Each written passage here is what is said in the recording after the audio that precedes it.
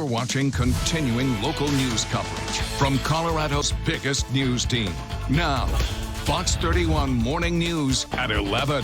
It is 11 o'clock. Thank you so much for joining us this morning. Fox 31 News at 11. I'm Katie Worth. And I'm Joy Bard. Katie, awesome to have you back with us. And it's always awesome to have Chris Tomer along as well. We're talking you're 80 today, Tomer? You know, we did this yesterday, guys. And today it'll be the same. Tomorrow, all about 80. I mean, this is warm. We're warmer than Florida right now in many cases. So let's just look outside. It is 11 a.m. We've got blue skies here across the city of Denver on the Backus and Schenker camera. Look at the numbers right now. It's just about 70 in Denver. The normal high right now in Denver for this time of the year is 63. We're way above that at this hour in the morning. We're headed for just about 80. Here's the pattern. So big high pressure is keeping us abnormally warm and dry. That's going to change. This is our weekend storm that will come in and crash the party. There's another one behind it for next week potentially. Let's look at the hourly planner today. We're going to be at just about 80 by the time we get to this afternoon. Denver, Boulder, Loveland, and Fort Collins. We'll do this for one more day and then lots to talk about this weekend. Broncos game, you've got the snow in the mountains, and our first freeze in Denver, all on the horizon, Drew and Katie. We'll look at it coming up in a few minutes. John, we're excited for that snow in the mountain. Thank you. Well, developing this morning, a Lyft driver under arrest, facing charges that he sexually assaulted at least 10 women who were using the Rideshare app. Yeah, that's right. Now, investigators are fearing that there may be more victims out there. Fox 31's Jim Hooley is in Lodo with the call from police. Jim? Yeah, we are down here in Lodo, and this is where this guy worked for many years, about the past 4 years, picking women up, women who thought that they were going to get a safe ride home, but something else completely different happened. Take a look at the picture that we have here. This is the suspect now. His name is John Pastor Mendoza, the Lyft driver under arrest. He's facing 41 charges, including kidnapping and sexual assault. Denver police say he preyed on his victims at clubs, not only here in Lodo, but on South Broadway and Rhino, too. He would assault women in his car or take them to an apartment. For some of these women, there may be doubt as to what happened to them. For some that recognize what happened, there may be blaming. They blame themselves. Police say Pastor Mendoza had a box with him when he was arrested containing up to 18 cell phones, some belonging to the victims who have already come forward, and some possibly belonging to victims that no one knows about yet. And that's what is so concerning for police. They believe over the past 4 years, there certainly may be more victims out there. If you have any information, contact investigators. They've set up a special cell phone. That number 720-913-2000. In Denver, I'm Jim Hooley, Fox 31. So important to stay safe, Jim. Thank you. Arapahoe County, an organized crime unit has made a major bust on a crime ring that left a trail of victims. Convenience store clerks were some of the victims who came in direct contact with these criminals. DA named 6 stores that had been robbed. Take a look. They include 7-Eleven, Circle K's. District attorney saying several car dealerships were also targeted. Investigators said the crime ring used fraudulent papers to buy cars, some of them luxury cars that were used in these crimes. A break came in one of these cases when one of those stolen cars was involved in an accident. That's when police reported finding firearms and stolen mail inside that vehicle that belonged to several victims. Started the case, these people had no idea that their identity had been stolen out of a vehicle. One was stolen out of a dumpster from a data breach from a company that they worked for.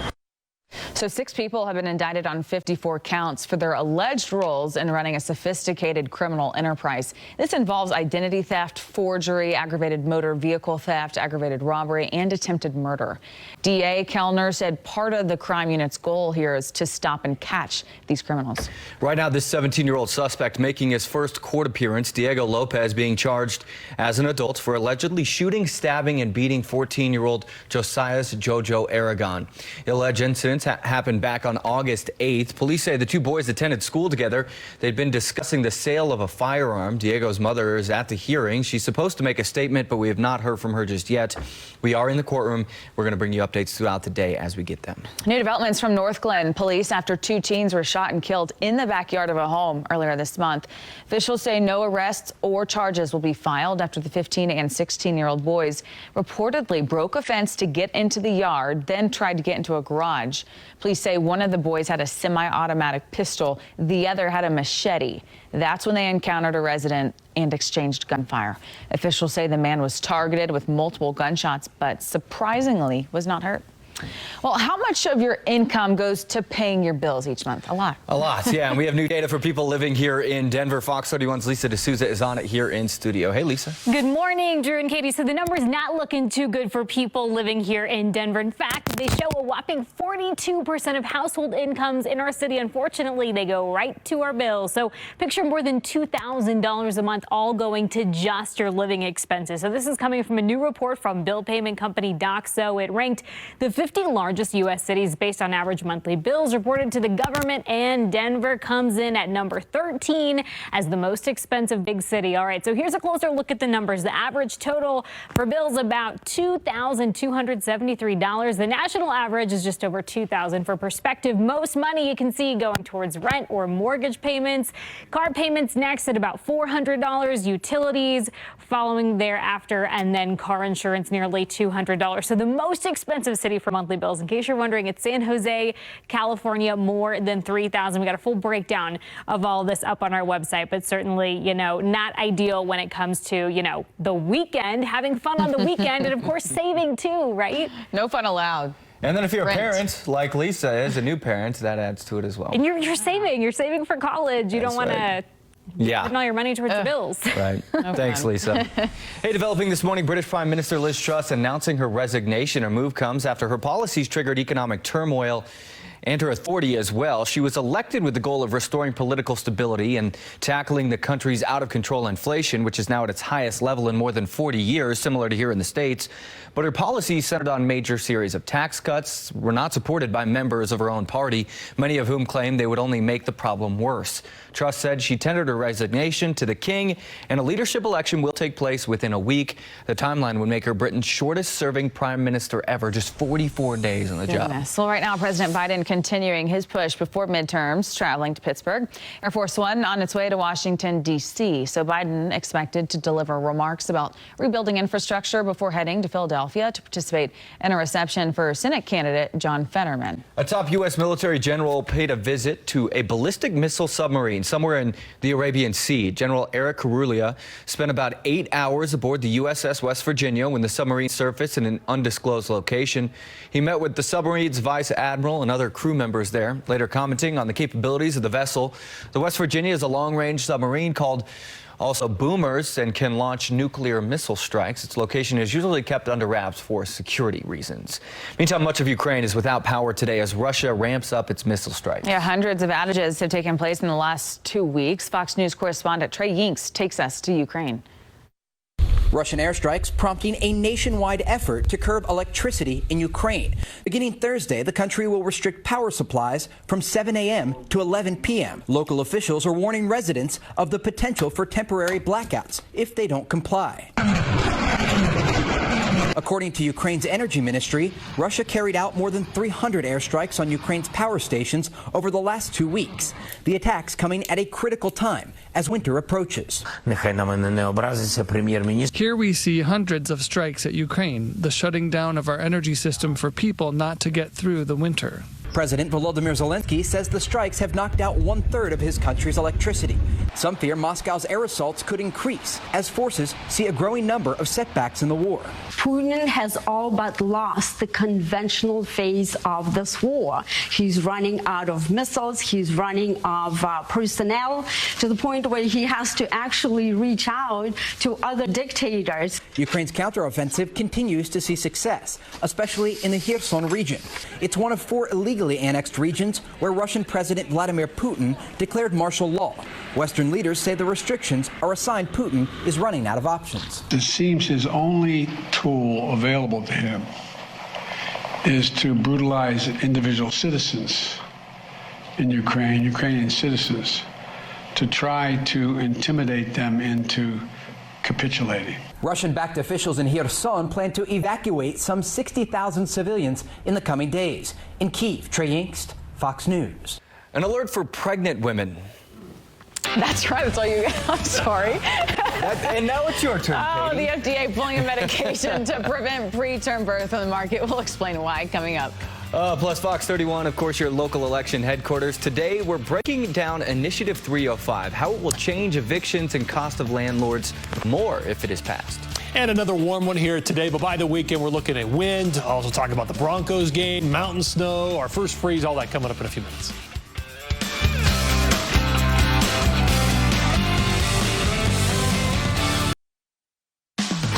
Live from Denver, this is Fox 31 News.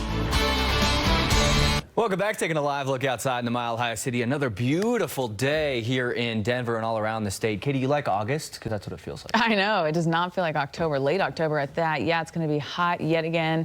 Get ready to jack up the AC.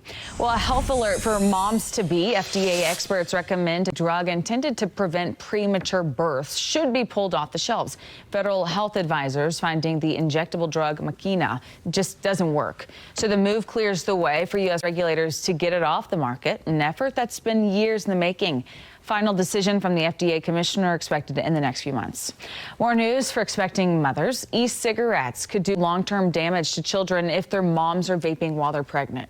New study out of Ohio State University shows the long-term effects of vaping while pregnant.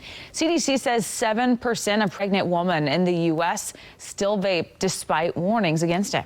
Study shows pregnant women who use e-cigs may predispose their child to develop adult lung diseases like asthma or COPD, even if the vape doesn't have nicotine. Now, this morning, thousands of fentanyl pills found hidden inside candy wrappers at L.A. International Airport. Yeah, this is a wild story here. L.A. County Sheriff's detectives from the Narcotics Bureau and DEA seized 12,000 suspected fentanyl pills. They say the small blue pills were hidden inside of containers for Sweethearts and Skittles, Whoppers. The suspect fled before being detained but had been identified. An investigation is now underway. Hard to believe they found those. Goodness. Well, shake up in the furniture industry, and all in the name of safety. Young children most at risk of injury or death from tip-over incidents involving chests of drawers, wardrobes. U.S. Consumer Product Safety Commission has now approved a new federal mandate requiring companies to meet stability standards and display safety information. 199 child deaths were reported in the last 20 years over furniture tip-overs. Good evening, everyone. This is Powerball. I'm Laura Johnson. Because of a technical problem tonight, we are unable to bring you the Powerball drawing at this time. As soon as we're able... Oh, man. You will get nothing and like it, is what they should have said. But the big letdown for Powerball players last night, a technical glitch prevented the live drawing for the $550 million jackpot. After about an hour, lottery officials posted the drawing on their YouTube channel. There was also a delay in announcing the results of the drawing, but around 2 o'clock this morning, the lottery announced that there were no winners. So that $515 million is going to go up, Katie. The drawing will now be $550 is what they estimate. Could you imagine? I do feel bad for her, though. You can be in our position. She's a messenger. Yeah. Sorry, we don't have any news for you guys today, so... Technical issue back there. Hey, did you hit snooze in your alarm this morning? I bet you did. I didn't. It had been a little while since you joined us. I know, that's why I had to rip the Band-Aid off. You were just good to go. You're like, I got to get up. Well, if you did, I did as well. You're not alone. Yeah, so new research from University of Notre Dame finds 57% of people turn off the alarm clock at least once in the morning. Experts say 1 in 3 people chronically tired and are snoozing the alarm to help manage our fatigue. Study also found more women hit the snooze than men. Well, if you share your Netflix account with family or friends, be on the lookout for an additional fee. Netflix says it will start charging subscribers an extra $3 to $4 for sharing their accounts. Costs would vary depending on the price of the initial account. Netflix has proposed cracking down on the use of shared passwords, says it costs the company about $6 billion in lost revenue every year when those other users aren't paying. Well, TikTok hoping to make its app a little more safe by raising age limits for hosting live streaming from 16 to 18-year-olds. Currently, users with at least 1,000 followers can host a live stream. 18 and older users can also earn money for content. TikTok says the raised limits are for community safety. It will later update keyword features for additional live stream safety. And Fox 31, along with our partners at Channel 2, partnering with Dependable Cleaners, our annual Coats for Colorado campaign. We need your help starting today. Start going through your closets today. Find those newer, gently used warm coats. Now through November 30th, you can drop off your donation to Dependable Cleaner location across the metro. For a complete list, KDVR.com. Hey, let's talk to Chris Tomer because, Chris, I was bugging you about the Broncos game already yesterday, so now you're prepared this time. This is going to be a more interesting game with the weather actually Yeah. playing a role in this, Drew and Katie. So let's take a look at it. Against the Jets in the afternoon, temps falling from the 60s into the 50s. I think it's going to be cloudy. I think there's going to be wind, probably 15 to 35 mile per hour. So that may have somewhat of an effect on the game, and it's just going to be a cooler day overall on Sunday. Then we have to start thinking about this. The freeze forecast for the Denver area. I think any morning next week has the potential to hit freezing in the Denver area and across a lot of the front range. You can see it. I've got low 30s almost every single morning, so it could be multiple mornings. Next week, we'll just have to see about the timing of our storm systems because I do think there are going to be two. Here's the Denver view, and again, it is just spectacular at 11:15 right now with temperatures at about 70 degrees. On the Pinpoint weather app for the rest of the day, if you have this, you'll notice you have the hourly at your fingertips, and we're going to end up in the upper 70s by this afternoon with a lot of sunshine. Why is this happening? Why is it so warm and dry? This big ridge of high pressure has been here for over a week, protecting the west. The ridge is the jet's way off to the north of Colorado, but eventually that's going to change. Look at the pattern change this weekend into next week. Wind, cold, and snow for the mountains of Colorado, Utah, Wyoming, Montana. Everybody will be included. Watch the Futurecast today, tomorrow. It's all about the same. A lot of sunshine, dry and warm. By the time we get into Saturday morning, you'll wake up, it's just fine. Sunny skies, wind will increase though afternoon. Clouds come in, rain and snow across the west by Sunday morning, and then it's all snow above 7,000 for a lot of the mountain zones during the day on Sunday night. And notice here in Denver some rain showers and some wind, and then that moves away by Monday morning, but it's still, you're still going to have that residual snow up there in a lot of the mountains on Monday morning. Snowfall west of the Continental Divide is going to be heaviest, 6 to 12, a little bit less on the divide tilting down to the east. 7-day forecast looks like this for Denver in the Front Range. Looking at upper 70s, so just about 80 degrees today, tomorrow. Still warm on Saturday, and then by the time we get into Sunday, the temperature will be going down most of the day, and it's going to be windy most of the day as well.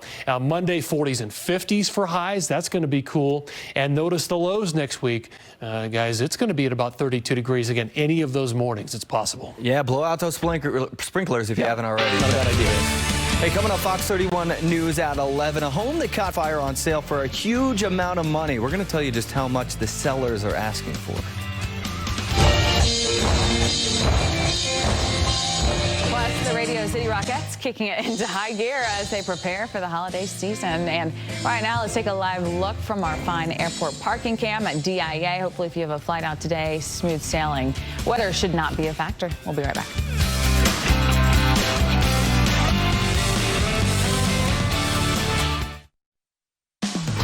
Live from Denver, this is Fox 31 News. Welcome back. 11:23. A dangerous intersection in Aurora has neighbors turning to the problem solvers for help. Have you seen this video? This is where 4th Way meets Havana. There's different colored fences surrounding this home here. That's not a design choice. In the last 2 years, cars have crashed into this home 6 times. So much so they installed cameras to show the problem. Look at that. You can see the dog in the yard there when a car comes crashing right through the fence. The crash from February that you saw there, the car went into his sister's bedroom with her inside. The crashes continue as more cars narrowly miss loved ones inside of the home. Other neighbors showed us pictures of people with walkers crossing the road dangerously because there's no crosswalk there. Additional homes down the stretch also having cars crash into their fences.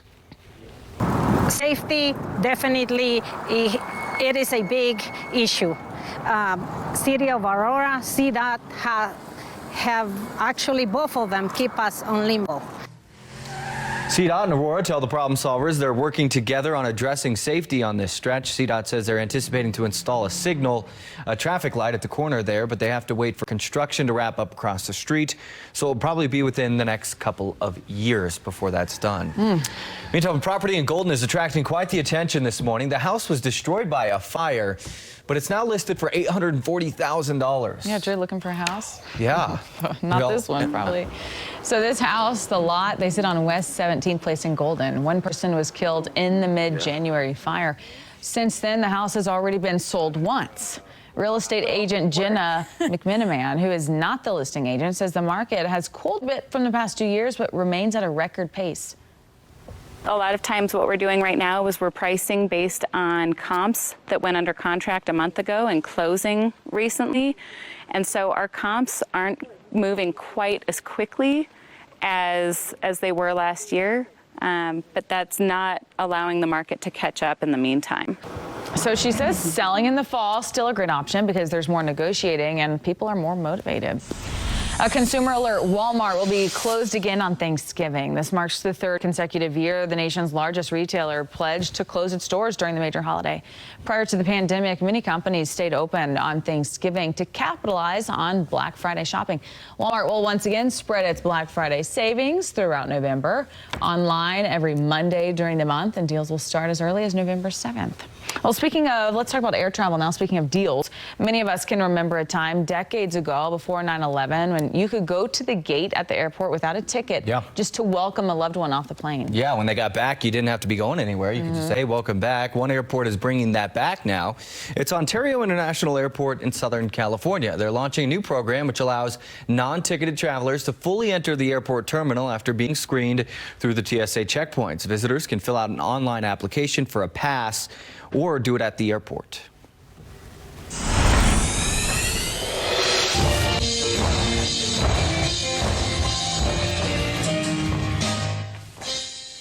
It's just perfectly insane. It's absolutely incredible what they do. The Radio City Rockettes getting ready to kickstart the holiday season. A record-breaking 18 dancers making up this year's squad. And they all hit the dance floor yesterday practicing for this year's Christmas Spectacular. Audiences start filling the seats of Radio City Friday, November 18th, and shows run through January 3rd. Were you ever into ballet, Katie? No, but they're so talented. Aren't they? Yeah. And it's so hard, I imagine, to make that squad. 18 of them. Oh, yeah. I mean, my feet hurt just looking at this video. Right. Very talented. Hey, still ahead, Fox 31 News at 11 o'clock. How much are you willing to pay for public transportation? RTD, they want your opinion tonight, how you can get involved. And on election day right around the corner, can you believe it? We're taking a deeper look into Initiative 305, no eviction without representation.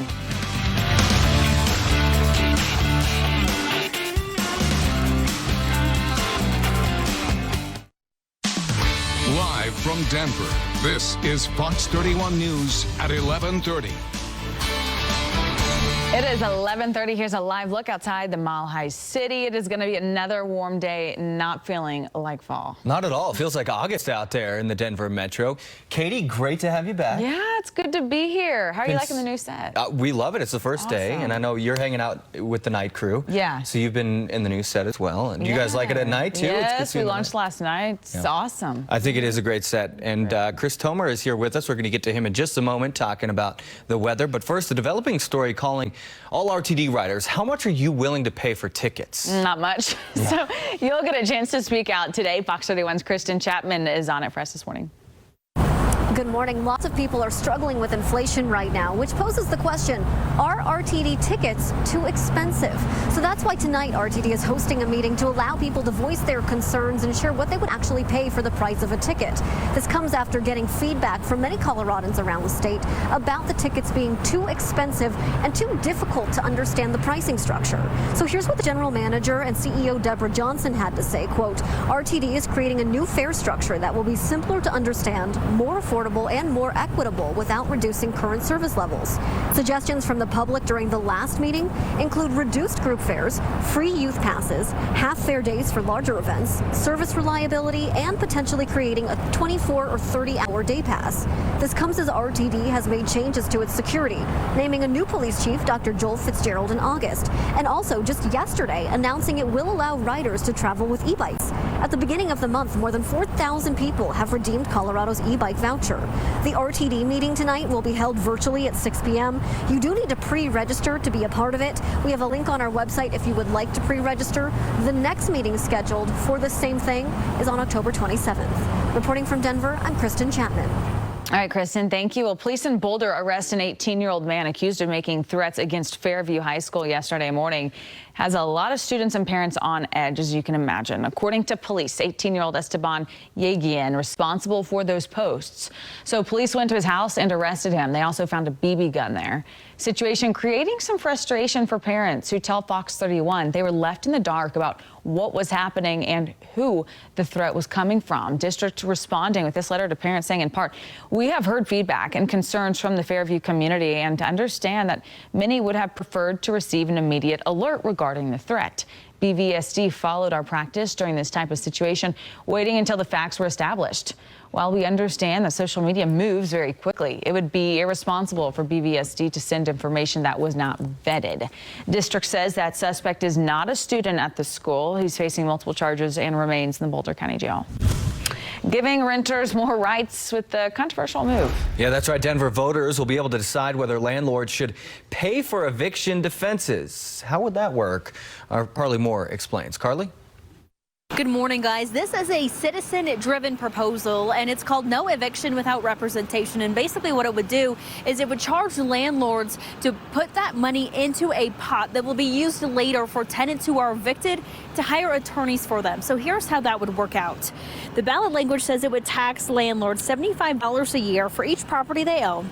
These funds would go to help pay for every tenant to have free legal representation if they're involved in an eviction case. Now, the Department of Housing Stability says that almost 9,000 evictions happen in Denver every year. The proponents of this issue say some of those evictions are unjust, and 90% of the time, corporate landlords have legal representation, while renters only have legal counsel 1% of the time. Now, proponents also say that eviction has a ripple effect and can lead to homelessness. So let's hear from both sides. So the $75 in reality just gets passed on to the renter, which makes it rents even higher. I think what the city and the state should really focus on is just that we are in this situation because we have a deficit in the supply of housing. And that has really serious consequences for a lot of those people. They lose jobs, they lose health care, they wind up with this eviction record, which typically means that most landlords won't rent to them basically ever again. And a huge proportion of them become homeless as a result of that. So what we're trying to do is halt that process in order to keep those people in their homes and prevent a lot of homelessness in Denver. Now, arguments by the opponents saying that the $75 tax will just cause landlords to increase the rent to cover that cost, making housing even more unaffordable, as you heard there. They also say that landlords are small business owners themselves, and they have bills to pay as well. Additionally, the Common Sense Institute ran the numbers and says that the program is costly and will actually take more money to implement than it would raise. Now, right now, there is already a program in Denver that helps pay legal fees for eviction cases for lower income families. This new proposal does not have an income limit. You can look at all of these numbers at KDVR.com. In Denver, I'm Carly Moore. Carly, thanks. An interesting political moment here involving the former vice president. At an event late last night, Pence was asked if he would vote for Trump in 2024. Take a listen.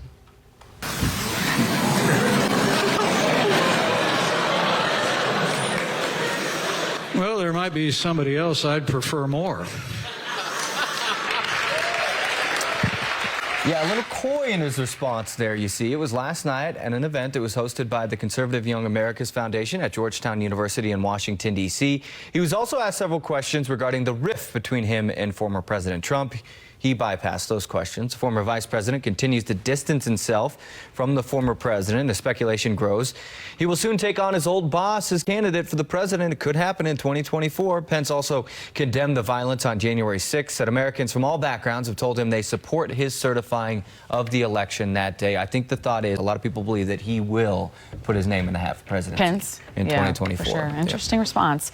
Melania Trump will join other first ladies to promote a women's suffrage monument. So Melania, First Lady, Biden, and every other living former First Lady will promote efforts to build a moment in Washington, D.C., or monument dedicated to the early American women's equality movement.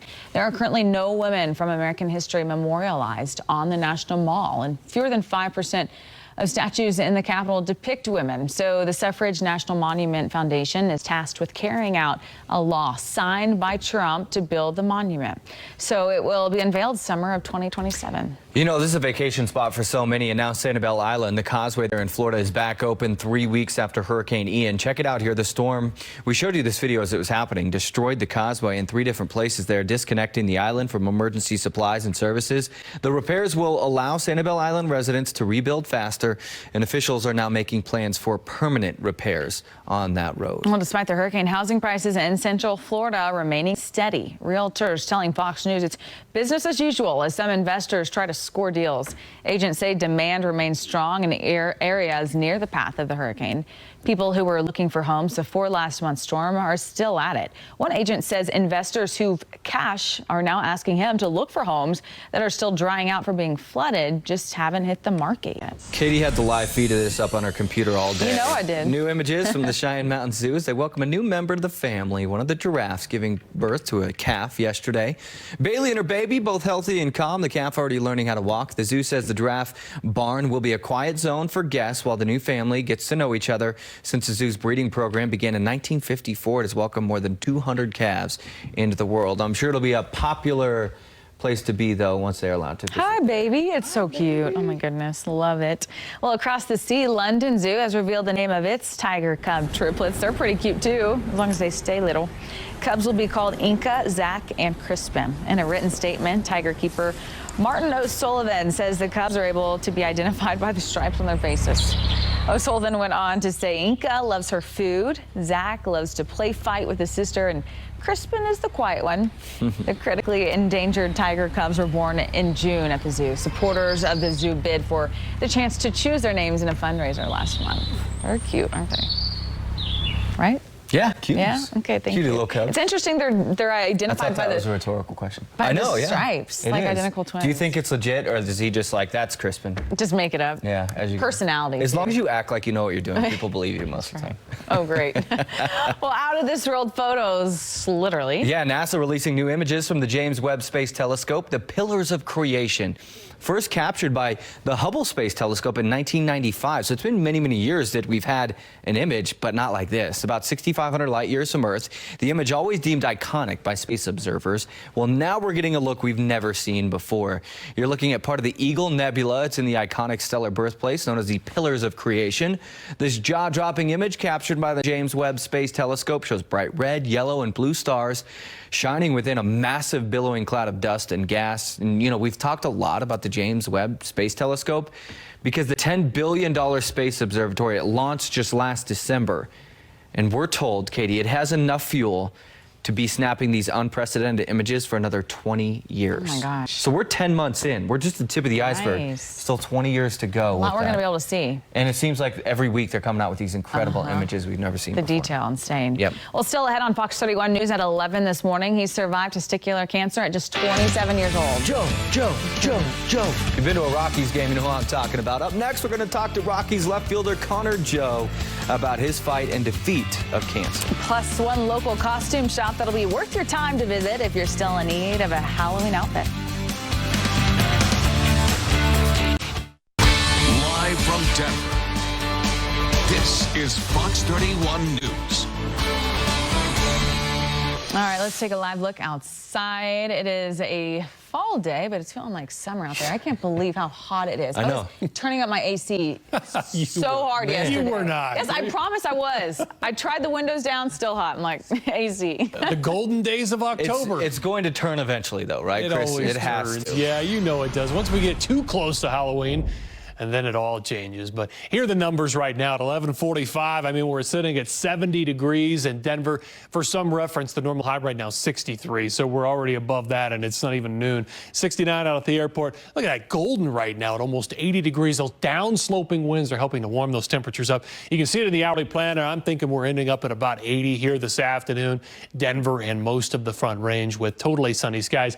That will not be the case, however, against the Jets on Sunday. I think temperatures are going to be a lot lot colder with temperatures falling through the 50s during the game. It'll be cloudy, a couple of rain showers around, and I do think the wind will be an issue at times. Even in downtown Denver, we could have gusts of 25, 30, 35 miles per hour on Sunday with this storm system sliding through. Right now, bright sunshine on the Backus and Shanker camera. Same up in Rocky Mountain National Park. This is Long's Peak, looking very good. We will definitely add snow to Long's this weekend. It'll be a totally different environment by the time we get into Sunday. Rocky Mountain National Park, it'll be snowing here on Sunday as well. Well, it's just sunny there right now. It's been this high pressure. It's been sitting over the west for the last 7-8 days with abnormally warm temperatures and dry weather. That will all come to a crashing halt by the time we get to the weekend. Big dip in the jet, snow and cold on the way. The Futurecast paints us with sunshine today and also tomorrow on the clock. And then Saturday morning is okay. Wind comes in the afternoon, brings the clouds, brings the precip in by the time we get to Sunday morning. And then it's all snow above 7,000 for the mountains all the way through Sunday night into Monday morning. Down here, a couple of rain showers Sunday with strong winds. It's gone by Monday morning, but the snow is still there up high. 6 to 12 inches on the way. Total snow by Monday night west of the Continental Divide. So a lot of the ski areas and high up, a little bit less on the divide, down to about 7,000 feet. Here's the 7-day forecast. And again, we're looking at about 80 today and tomorrow. Then by the time we get into Saturday, the temperatures start to go down, but the wind is there. Here comes the cooler air. The changes for Sunday, falling into the 50s during the day, a couple of rain showers. And then on Monday, even cooler with 40s and 50s. And look at the low temperatures next week. We could have numerous mornings at 32 degrees. Katie, Drew. All right, Tomer, thanks. Joe. You know what I'm talking about. If you've been to Coors Field lately, Colorado Rockies player Connor Joe has a story to tell off the field. He's a survivor of testicular cancer, and Connor joins us now. Connor, thanks so much for joining us. And, you know, just 27 years old, you're healthy, you're a baseball player, an athlete, and you were diagnosed with cancer. How did that feel at the time? Yeah, at the time it was alarming. Healthy, had just come off an off season where I felt really strong, really healthy, no symptoms at all. And going through the routine physical in 2020 with the Dodgers, you know, the doctor told me he felt something in the physical exam, and I was definitely not expecting it. Yeah, no doubt about it. What was that battle like after you were diagnosed and now, thankfully, cancer-free? Yeah, the battle itself consisted of surgery and then a full CT scan to see if the cancer had spread, and it sure enough did, to my lungs. So then I had to go through chemotherapy as well to treat that. Man, well, obviously we're all so happy that you're doing well now. What advice do you have for all men? I mean, again, 27 years old, you're an athlete, you were a star in college, playing in the major leagues, that you didn't have any idea that this was possible. Yeah, exactly. In my case and many other cases as well, I had no symptoms. So I'm really trying to raise awareness and encourage other men to do self-checks, right? Once a month, a couple minutes in the shower each month, and early detection can lead to an end to this disease. Well, hey, like I said, we are so glad that you're doing well now and appreciate, you know, that update for everybody out there. We should take Connor's advice here, but I've got to ask you some baseball questions while we've got you on, because it was such a great start to the season with you at Coors Field. Spent a lot of time out there at the games. You got off to such a hot start. What was it like for you playing at Coors this year? Yeah, it's great. Coors is such an electric atmosphere. The fans really make it a fun time. It's always packed. We love playing at home, that's for sure. And we loved having you, Connor. Hopefully we'll get you again next season and can get off to a great start like you did last year again with the Rockies. Connor, thanks so much for chatting with us. And again, we're also happy that you're doing well now. Yeah, awesome, guys. Thank you.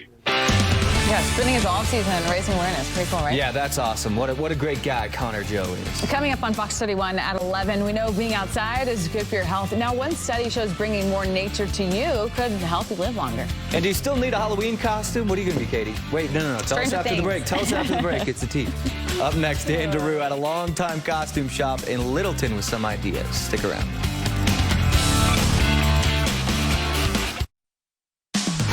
Live from Denver, this is Fox 31 News. Well, we are 11 days from Halloween. Okay, can you give it away now? Yeah, I'm going to be Nancy from Stranger Things. I still, one, have never seen it. And two, that's the most #1 trendy costume. You can think of something more creative. Honestly, I already had a dress. It kind of is like you said that. Nancy, so I'm going to just go I've got with an idea. Okay. You ready? Yeah. You know my buddy Kirk that usually sits right here? Yeah, your buddy. Russ and Sierra. Think we could pull it off? Who's Russ? Who's Sierra? I don't know. We got to figure that part out. Oh, goodness. That would be fun. Well, Dan Drew is going to help us pick out some outfits if you need some ideas. He's at a really cool costume shop in Littleton. It was 20 years ago today. Well, actually, it wasn't 20 years ago today. It was 54 years ago. 54 years ago today, Ranke Brothers got together and they decided, there's Chris right there. There's Chris and Greg, and you guys were kids, and you had your first haunted house in the basement. Now it's Ranke Brothers in Littleton, over 10,000 costumes to rent, and how many to buy? 6,000 to buy. See, now, if you want some, come on, guys, sounds like a car sale. You're not a car salesman, you're Elvis, man. You're Elvis. The buffet years. Hey, is that your real? You get your real chest hair too? I know. I love it. Okay, first off, what I love about this costume, if you're looking for something specific, you need to come here, right? Something specific. I want to look like John Lennon had he not been killed in 1980. Now, that being said, you look great, and also, a little tip for a Halloween party. It's better to have something that you're not a mask, because as soon as you walk in and 5 minutes inside, you're going to go, I'm too hot, I can't talk, I can't drink, I can't breathe, and the mask goes off, and then you just walk around, right? And you're not even in costume anymore. That's right, you can do it, but something like this is perfect, because look, right, you can go John Lennon, you can go Elvis Presley. That's right. This is a very historic meeting. Well, we met. John Lennon. A long time ago. Yeah, John Lennon met Elvis. He goes, hello, Elvis, can you play us a song? No. Elvis is not a Beatle. Or maybe he was.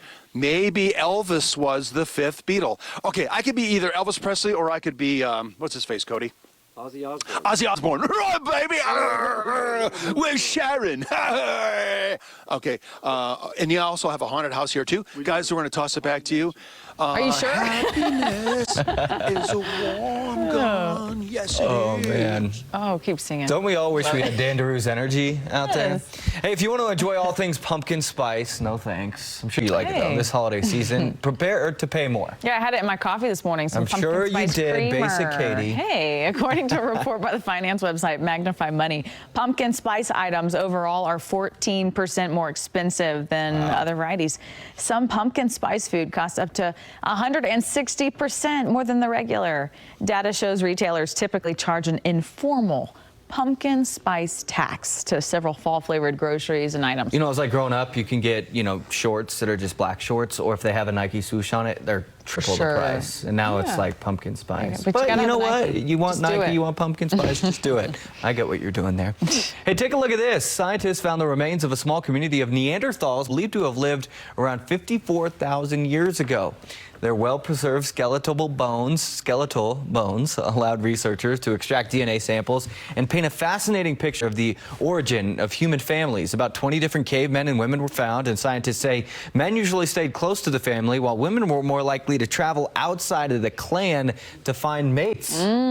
What?